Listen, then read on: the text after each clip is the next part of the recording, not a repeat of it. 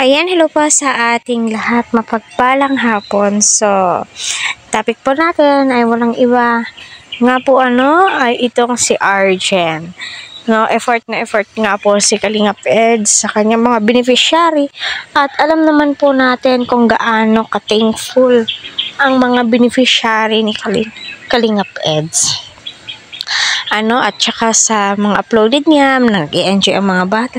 Especially blessings po talaga si Kalingap Eds sa kanyang mga beneficiary. Especially, si Edu.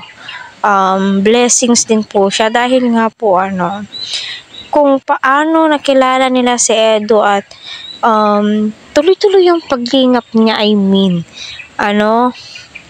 halos araw-araw niyang pinupuntahan. At kita din po natin, si Arjen ay pinagkaluaban ng pangkabuhayan, which is malaking tulong po ito para sa pamilya nga po ni Arjen. Kaya patuloy po natin silang suportahan. Huwag po natin skip ang kanilang ads para sa ganun po ay tuloy-tuloy ang kanilang paglingap.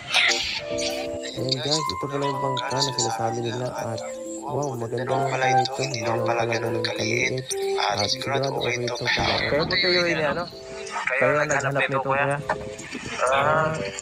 Maganda na pala eh. Malaki na pala po yan. Kasi mababa na. Kasi malaki. Malaki pala. Kala ko maliit lang kasi nabili ko dati 7. Ang liit. Pero ito, maganda na pala ang klase nito. Bago ito po, bagong gawa ito. Parang ibang pangin dito, ganito lang talaga ito. Hindi mo kaya